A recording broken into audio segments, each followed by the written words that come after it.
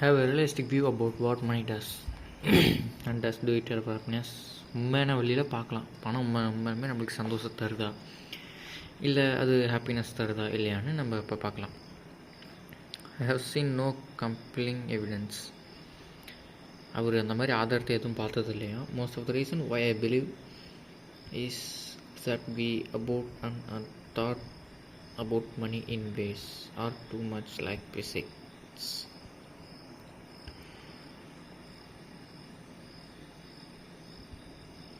மணி வந்து பிசிக்ஸ் மாதிரி ஒரு கஷ்டன்றாங்க. ஏன் பிசிக்ஸ் மாதிரி நான் பார்க்குறேன் அப்படின்றனா, வித் ரூல்ஸ் அண்ட் லாஸ், நிறைய ரூல்ஸு அப்புறம் அந்த சட்டங்களோடு அவர் பார்க்குறாரு. Not enough like psychology with emotion nuance. அவர் எமோஷ்னலாக அவர் பணத்தை பார்க்குறதே இல்லையா, எப்பயுமே அவர் எமோஷ்னலாக பணத்தை பார்க்குறது இல்லையா. And that to me is a fascinating. Is it important? அதை அவர் ரொம்ப இன்ஸ்பயர் பண்ணிச்சான். அது இம்பார்ட்டண்ட்டும். Money is everywhere. It affect all of us and confuse most of us. பணம் வந்து எல்லா இடத்துலையும் இருக்குது, ஆனால் மோஸ்ட் ஆஃப் அஸ் கன்ஃபியூஸ் பண்ணுது. Everyone thinks about it a little different. It offers lesson on things that apply to many area in life. இது வந்து நிறையா ஏரியாவுக்கு வந்து லெசன் சொல்லுது மணி. அது வந்து எவ்வளோ ரிஸ்க் அந்த மாதிரி எந்தெந்த ஏரியாவுக்கு ரிஸ்க் எடுக்கலாம். Confidence and happiness. எவன் கான்ஃபிடென்ஸாக ஹாப்பினஸாக பணத்தை வந்து ரிஸ்க் பண்ணுறானோ அவன் வாழ்க்கையில் டபுளாக உயரத்துக்கு வாய்ப்பு இருக்குதான்.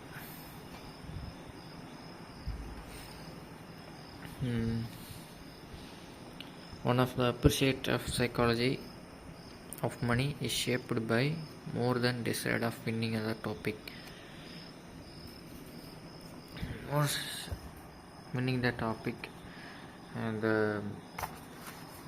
to write about what was happening. I want to figure out what was the happening. அவர் என்ன நடக்குதுன்னு அவர் வந்து சொல்கிறாராம். என்ன நடக்குதுன்னா, but this first thing I learned after financial crisis. ஒரு மார்க்கெட் கிராஷ்க்கு அப்போ அவர் வந்து ஒரு விஷயத்தை கற்றுக்கிறாராம். No one could actually explain what happen. யாராலுமே எக்ஸ்பிளைன் பண்ண முடியாதாம். ஏன் இது எக்ஸ்பிளைன் ஆகும் அண்ட் வை இட் ஹேப்பன், ஏன் இது நடக்குதுன்னு யாருமே சொல்ல முடியாதாம். Let alone what should be done about it. நம்ம தனியாகவே இது வந்து என்னென்னு பார்க்கணும். நம்ம தனியாகவே நின்று இது என்னென்னு பார்க்கணும்.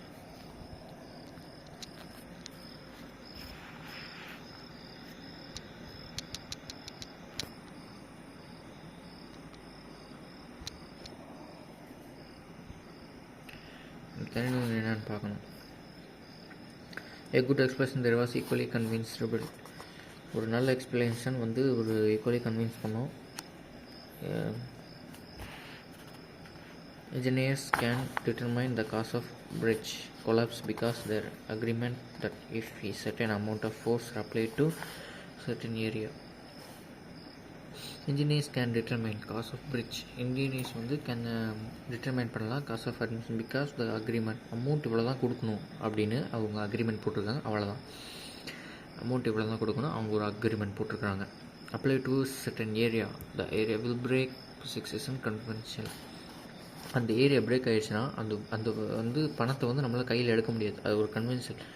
அது வந்து பிரேக் ஆகிடுச்சுன்னா அவ்வளோதான், பணத்தை வச்சு தானே கட்டணும். அவங்க உள்ளே அந்த பணத்தை வச்சு ஒன்று அடுக்கி கட்டலையே, முழு பணத்தை வச்சு அடுக்கி கட்டலையே. அதனால் பணம் வந்து வெளியே எக்ஸ்டர்னலாக அது வந்து சேஞ்ச் ஆகிட்டே இருக்கும். வெளியே எக்ஸ்டர்னலாக சேஞ்ச் ஆகிட்டே இருக்கும்.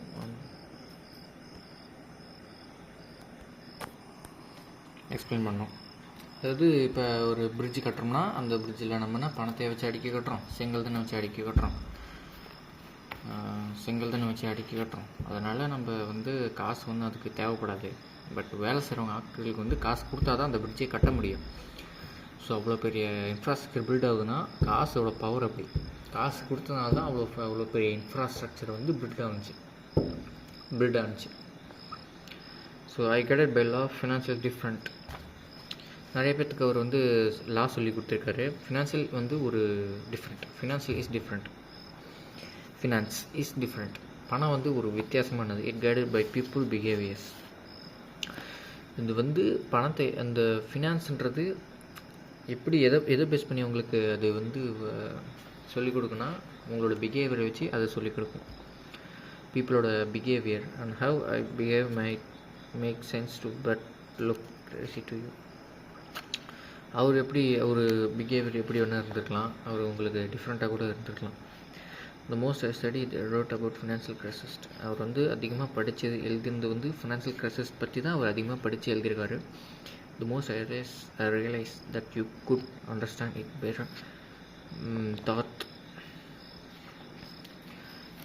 ஒன்றுனா அவர் வந்து அண்டர்ஸ்டாண்ட் பண்ண அவர் ரியலைஸ் பண்ணுறாரு. Lens of psychology of and history and or finance. அவர் ஃபினான்ஷியல் படித்து இவ்வளோ ரிசர்ச் பண்ணதில் அவர் வரலாற்றை எடுத்து பார்த்தோம்னா வந்து சைக்காலஜி அண்ட் ஹிஸ்ட்ரி, வரலாறும் ஹியூமனோட பிஹேவியரும் மனுஷன் என்னென்ன யோசிக்கிறான் அதை பேஸ் பண்ணி தான் வந்து மார்க்கெட் கிரைசஸ் ஆகுது, மார்க்கெட் கிராஷ் ஆகுது, பணத்தை வந்து பேஸ் பண்ணி இதெல்லாம் நடக்குது. அதாவது psychology and history. Human behaviour முதல்ல சொன்னாங்களா, ஹியூமன் பிஹேவியர் தான் முக்கியம். ஸோ முதல்ல சொன்னார்ல, ஹியூமன் பிஹேவியர் தான் ரொம்ப முக்கியம். ஸோ சைக்காலஜியை பேஸ் பண்ணி அவர் வந்து நிறையா இது இருக்கும்.